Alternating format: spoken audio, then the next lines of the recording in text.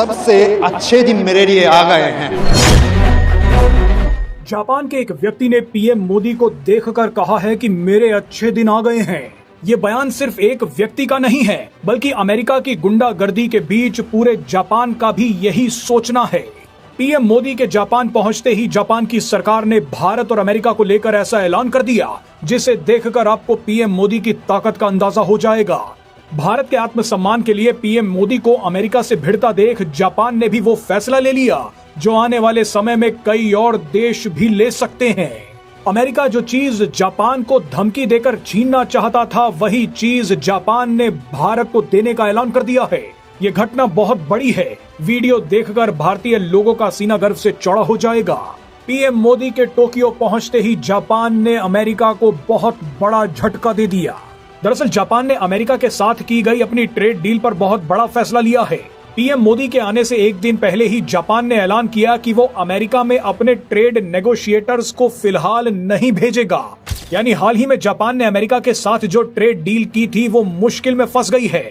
Japan को लग रहा है कि अमेरिका ने ट्रेड डील के नाम पर उसके साथ धोखा किया है, लेकिन भारत की ताकत और भारत का साथ पाकर जापान ने अमेरिका के साथ की गई अपनी ट्रेड डील पर फिलहाल ब्रेक लगा दिया है।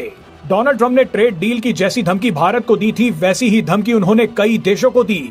उन देशों में जापान भी शामिल था। अमेरिका जिस ट्रेड डील पर दुनिया को धमका रहा है वो असल में टैरिफ्स को लेकर मोल भाव है।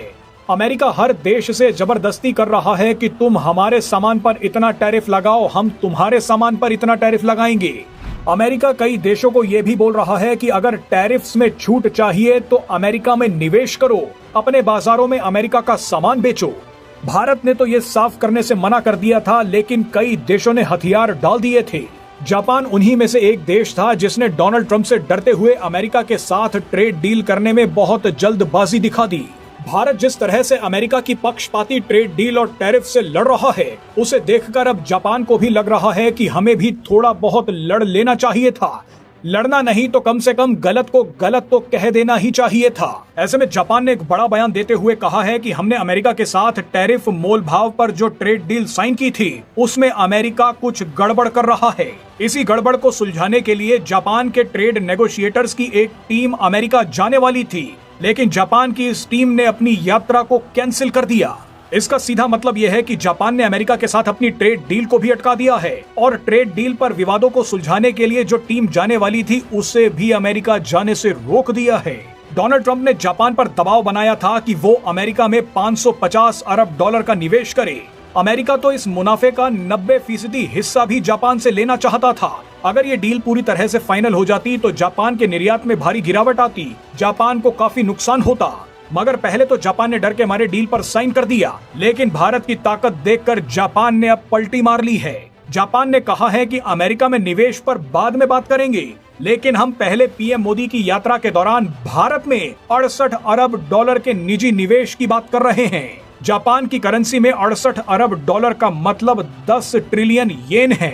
सोचिए जापान अब किस हद तक भारत पर दांव लगा रहा है। जापान भारत में बुलेट ट्रेन्स को लेकर भी नए नए ऐलान कर सकता है। जिस तरह से भारत ने अमेरिका के अलावा ऑल्टरनेटिव मार्केट्स ढूंढनी शुरू कर दी हैं, उसी तरह जापान भी अब भारत को महत्व देना चाहता है। जापान पिछले कुछ महीनों से अमेरिका से बेहद नाराज चल रहा है।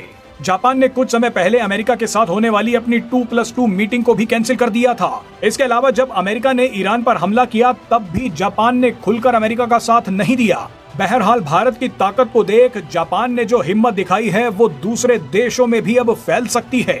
जापान की तरह south Korea, European union, Taiwan और वियतनाम ने भी अमेरिका के साथ डील करने में जल्दबाजी दिखाई। ये सभी भी अमेरिका से डर गए थे, लेकिन जिस तरह से भारत अकेला ही अमेरिका से भिड़ रहा है, उसने पूरी दुनिया को अमेरिका से भिड़ने की ताकत दे दी है।